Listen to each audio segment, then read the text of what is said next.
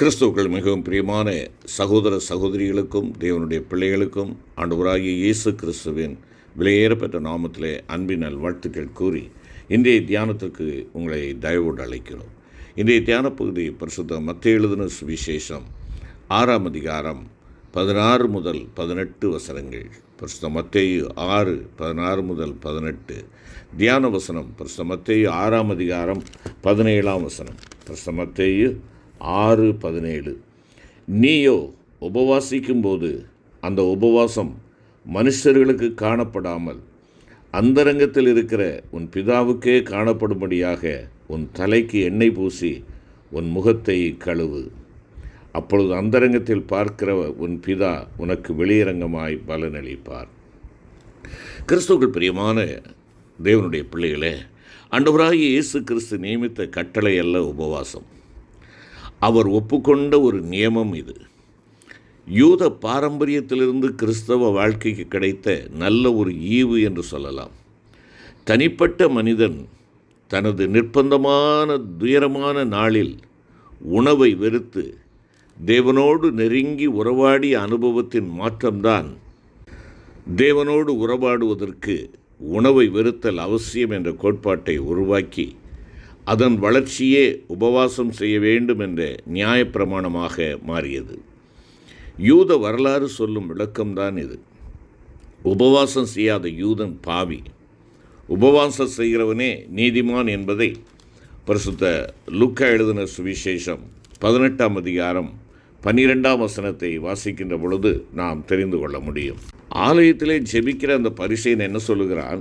வாரத்திற்கு 2 தரம் நான் உபவாசம் இருக்கிறேன் என்பதாக சொல்லுகிறான். வாரத்தில் 2 தரம் உபவாசிக்கிறேன், என் சம்பாத்தியத்தில் எல்லாம் தசமபாகம் செலுத்தி வருகிறேன் என்று தனக்குள்ளே ஜெபம் பண்ணினான் என்பதாக பார்க்கிறோம். இந்த கருத்து யூத மக்கள் மனதில் ஆழமாக பதிந்திருந்தது. எனவேதான் வலியுறுத்தப்பட்ட ஒரு சடங்காச்சாரமாக இது மாறியது. நமது ஆண்டவர் இதற்கு மாறான புது விளக்கம் கொடுக்கிறார். நீயோ உபவாசிக்கும்போது நியமத்திற்கிசைய சடங்காச்சாரமாக உபவாசியாமல் அதனுடைய அவசியத்தை உணர்ந்து உனக்கும் உன் பிதாவுக்கும் தொடர்புண்டாகத்தக்கதாய் உன் அனுபவத்திற்கு இசைந்ததாக இருக்கும்படி அதை கைக்கொள் என்பதுதான் விளக்க உரை என்பதாக கூறலாம். தனி அனுபவம் பொது நியமமானது. பொது நியமம் தனி அனுபவத்திற்குள்ளதாக இருப்பது அவசியமாகிறது. உபவாசம் தேவனோடு நெருங்கி வாழ்தல், சாப்பிடாதிருத்தல் என கருத்து கொள்ளப்படுகிறது. சரீரத்திற்கான தேவைகளில் மனம் செலுத்தாமல் ஆவிக்குரிய நன்மைகளை பெற்றுக்கொள்வதிலே அதிக கவனம் செலுத்துவதிலே அடிப்படை நோக்கம். Means to think of God more, not attending our normal schedule of work. சரீரத்தை ஒடுக்கி கீழ்ப்படுத்த அவசியமான நியமம் என்பது அறிஞர்கள் பலருடைய கருத்தாக இருக்கிறது. பரிசுத்த பவுலின் அனுபவத்திற்கு செய்ய கிறிஸ்தவ வாழ்வின் வெற்றிக்கு அவசியம் என்பதை 1 கொரிந்தியர் 9ஆம் அதிகாரம் 24 முதல் 27 வசனங்களிலே குறிப்பிடுகிறார். எப்போது உபவாசிக்க வேண்டும்? புதிய ஏற்பாட்டில் திட்டமான குறிப்பு இல்லை. யூத பாரம்பரியம் திங்கள் மற்றும் வியாழன் ஆகிய 2 நாட்களாக இருந்தது. கிறிஸ்தவ அனுபவத்தில் அவைகள் வாரம் 2 தடவை என்ற நியமம் புதன் வெள்ளியாக மாறியது. ஆண்டவருக்கு எதிராய் சதி செய்தது புதன்கிழமையில் என்ற காரணத்தாலும் ஆண்டவராய் இயேசு கிறிஸ்து சிலுவையில் அறையப்பட்டு இரத்தம் சிந்தி நமக்காக மரித்தது வெள்ளிக்கிழமை என்பதாலும் இந்த மாற்றம் உண்டாயிற்று என்பது அபிப்பிராயமாக இருக்கிறது. ஆதி திருச்சபை வாழ்வில் புதியதாக ஞானஸ்நானம் பெறுவோர் லெந்து காலங்களில் தபசு செய்து தங்களை ஆயத்தப்படுத்தி கொள்ளும் வழக்கம் இருந்தது. அதன் தொடர்புதான் இப்போதும் வலியுறுத்தப்பட்டு லெந்து காலம் என்ற ஏற்ற காலம் எனப்படுகிறது. சிலர் வருடம் முழுவதும் புதன் வெள்ளிகளில் உபவாசிப்பது நாம் அறிந்த வழக்கம். அது அவரவருடைய அனுபவத்தை பொறுத்த காரியம்.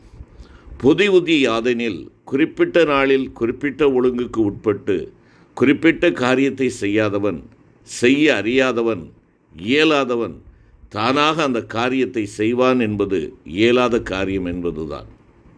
எனவேதான் திருச்சபை உபவாச வழக்கத்தை கட்டாயமாய் அல்ல, கைக்கொள்ளும் அனுபவமாக இருக்கக்கூடியவாறு லெந்து நாட்களில் உபவாசிப்பது நலம் என ஆலோசனை சொல்லுகிறது. இதை ஒரு கிறிஸ்தவ ஸ்லாக்கியம், கிறிஸ்டியன் பிரிவிலேஜ் என்று நாம் சொல்ல முடியும். கிறிஸ்தவ வாழ்க்கை சுயாதீன வாழ்க்கை. கிறிஸ்துவுக்குள்ளான அனுபவத்தில் வளர பயிற்சியும் அவசியம். தன்னடக்கத்தோடு மனதை ஒருமுகப்படுத்தி ஆண்டவரோடு நெருங்கி சேர இது கிறிஸ்தவனுக்கு எக்காலமும் அவசியம். எனவே உபவாசம் கிறிஸ்துவின் சுவிசேஷத்து நிமித்தம் கைக்கொள்ளப்படும் அனுபவமாக இருக்க வேண்டுமே ஒழிய நியாயப்பிரமாண கிரியையாகக்கூடாது. ஏன் உபவாசம் செய்ய வேண்டும் பார்ப்போம் என்றால், ரட்சிப்பை எதிர்பார்த்து உபவாசம் செய்ய வேண்டும்.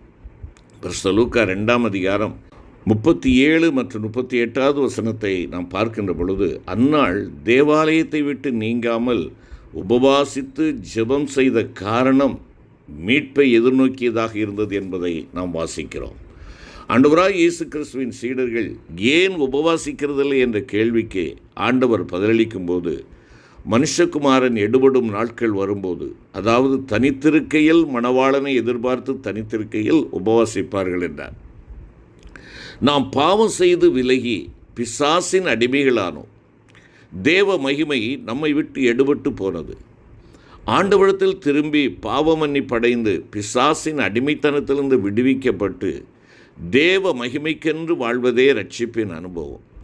இதையே ஆண்டவராய் இயேசு கிறிஸ்து எதிர்பார்த்து பழைய ஏற்பாட்டு காலத்தில் தீர்க்கர்கள் மூலம் உரைத்தார்.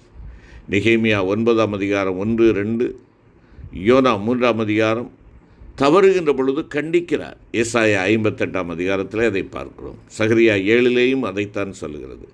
ஆம், பிரியமான கர்த்தருடைய பிள்ளைகளே, பாவத்தினின்று விடுதலைக்காக மட்டுமல்ல, வாழ்க்கையின் அனுபவத்தில் கைவிடப்பட்ட நிலையில் இருக்கும் போதும், வியாதி, துன்பம், துயரம் மேலிடுகின்ற போதும் தேவனின் கிருபையை பெறுவதற்கு உபவாசம் அவசியம். தாவீதின் உபவாச அனுபவம் அதுவாக இருந்தது.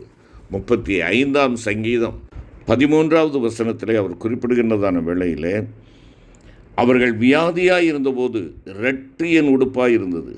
நான் உபவாசத்தால் என் ஆத்துமாவை உபத்திரவப்படுத்தினேன். என் ஜெபமும் என் மடியிலே திரும்ப வந்தது என்பதாக குறிப்பிடுகிறார். அது மாத்திரமல்ல, 69ஆம் சங்கீதத்திலே நாம் பார்க்கின்ற பொழுது 10வது வசனம், என் ஆத்துமா வாடும்படி உபவாசித்து அழுதேன், அதுவும் எனக்கு நிந்தையாய் முடிந்தது என்பதாக குறிப்பிடுகிறார். 109ஆம் சங்கீதம் 109:24 வாசிக்கின்ற பொழுது சங்கீதக்காரன் சொல்லுகிறார், உபவாசத்தினால் என் முழங்கால்கள் தளர்ச்சி அடைகிறது, என் மாம்சம் புஷ்டியற்று உலர்ந்து போகிறது என்பதாக சொல்லுகிறார். ஆம், பாவத்தினின்று விடுதலைக்காக மட்டுமல்ல, வாழ்க்கையின் அனுபவத்தில் தேவையோடு இருக்கின்ற பொழுது வியாதி, துன்பம், துயரம் இவைகள் நம்மை தாக்குகின்றதான வேளையிலே உபவாசம் தேவனுடைய கிருபையை பெறுவதற்கு மிக அவசியம் என்பதாக நாம் இங்கே பார்க்கிறோம். அது மாத்திரமல்ல, வியாதியிலிருந்து விடுதலை பெறுவதற்கு ஆண்டவர் சொல்லுகின்ற காரியமும் அதுதான். பரிசுத்த மத்தேயு 17:21 ஆண்டவராய் இயேசு கிறிஸ்து சொல்கிறார், இந்த ஜாதியான பிசாசு உபவாசத்தினாலும் ஜெபத்தினாலுமே அன்றி மற்ற விதத்தினாலும் புறப்பட்டு போகாது என்பதாக குறிப்பிடுகிறார். என்னை கேட்டுக்கொண்டிருக்கிற அருமையான தேவனுடைய பிள்ளைகளே, நம்முடைய உபவாசம் ஆண்டவர் அண்டையிலே கிட்டி சேர்வதற்கு, அது நெருக்கமாக இருப்பதற்கு மிக அவசியம் என்பதை உணர்ந்து கொள்ள வேண்டும். நான் உபவாசம் இருந்து என்னுடைய சொந்த வேலைகளை நான் செய்து கொண்டிருப்பேன் என்றால், அது உலகத்தை நான் விரும்பி உலகத்துக்கு என்னை காட்டுகின்ற ஒரு உபவாசமாக இருக்கும். ஆனால் என் தேவன் விரும்புகிற உபவாசமோ, என் ஆண்டவருடைய பாதத்திலே நான் அமர்ந்து, வாசம், உபவாசம், என்றால் உபதேசம், வாசம் என்றால் தங்கி தாபரிப்பது, நான் என் ஆண்டவருடைய வார்த்தைகளை நான் வாசித்து அவைகளிலே நான் தங்கி வாசம் பண்ணுவது, அதை நான் கடைபிடித்து பக்தியாய் ஒழுகுவது தான். அதுதான் பக்தி. என் ஆண்டவருடைய வார்த்தைக்கு நான் கீழ்ப்படிவது தான் சிறந்த ஒரு உபவாசம். அவரோடு நெருக்கமான நேரம், அவரோடு அதிகமாய் பேசவும், மக்களோடு இந்த நாட்களிலே குறைவாக பேசவும், தேவனுடைய சமூகத்திலே நாம் கிட்டி வரும்படியாக நம்முடைய அனைத்து விதமான நெருக்கடியான வேலைகள், நம்முடைய தொழில்கள் இவைகளின் மத்தியில் ஆண்டவரோடு நேரம் செலவழித்து நம்மை நிதானித்து அறிந்து எந்தெந்த பகுதிகளிலே நாம் பலவீனப்பட்டிருக்கிறோமோ அவைகளை ஆண்டவருடைய சமூகத்திலே கொடுத்து பலனடையும்படியான காலங்களை தேவன் கொடுத்திருக்கிறார். எப்படி உபவாசம் செய்ய வேண்டும்? ஆண்டவராய் இயேசு கிறிஸ்துவின் பதிலை நாம் பார்ப்போம் என்றால் யூதர்களுடைய பதிலை விட மாறுபட்டது. மனிதர் பார்க்கும்படி தங்களை நீதிமான்களாக காட்ட உபவாசித்தார்கள் யூதர்கள். ஆனால் ஆண்டவராய் இயேசு கிறிஸ்துவின் போதனையோ அந்தரங்கத்தில் பிதாவுக்கு முன்பாக அவர் மட்டும் அறியட்டும் என்பதாக சொல்லுகிறார். பிற மனிதர் அறிய அவசியமில்லை. பரிசேயர் உபவாசம் மார்க்க சடங்காச்சாரமானது. வேறு ஒரு சில மார்க்கங்களிலும் அது அந்த மதத்தினுடைய கட்டாய கடமையாக்கப்பட்டிருக்கிறது. அந்த கட்டாய கடமை, மனுஷர்கள் காணும்படியான அந்த கடமையானது அது பலனற்றது என்பதாக பரிசுத்த மத்தேயு 6:16 ஆண்டவர் சொல்லுகிறார். அவர்கள் தங்களின் பலனை அடைந்து தீர்ந்ததென்று மெய்யாகவே உங்களுக்கு சொல்லுகிறேன் என்பதாக சொல்லுகிறார். பிரியமான கர்த்தருடைய பிள்ளைகளே, நம்முடைய உபவாசம் தேவனோடு ஐக்கியப்படும்படியாக, அனுபவத்திற்கு இசைந்ததாக இருக்க, சரியான கருத்தோடு கூட நாம் உபவாசிக்க நம்மை தகுதிப்படுத்தும்படியாக ஆண்டவரிடத்திலே கேட்போம். சாப்பாட்டை மட்டும் வெறுத்து பசியோடு இருப்பது சடங்காச்சாரம். ஆனால் அந்த வேளையை, அந்த நாளை தேவனோடு செலவழிப்பது தான் சரியான உபவாசம் என்பதாக ஏசாயா 58 கூறுகிறது. உபவாச பழக்கம் நல்ல அனுபவத்துடன் ஆரம்பமாகிறது நம்மில். அதே அனுபவத்தை காத்துக்கொள்ள வேண்டும். அந்த பழக்கம் வழக்கமானவுடன் உபவாசம் நியமமாக மாறி கருத்தற்றதாக போய்விடக்கூடாது. நம்முடைய உபவாசம் சுயநீதி என்னும் குறைபாடு உள்ளதாக, மற்றவர்களை குறை கண்டுபிடிக்கிற ஒரு உபவாசமாக, மாய்மாலம் என்னும் பாவம் நிறைந்த ஒரு உபவாசமாக மாறாது. ஆண்டவரோடு நெருங்கிய அனுபவத்திற்குள்ளாக வர, ஆண்டவரோடு தொடர்புகள் உபவாசமாக இருக்க நம்மை அர்ப்பணிப்போம். ஆண்டவருடைய கிருபை உங்களோடு இருப்பதாக. ஆமென்.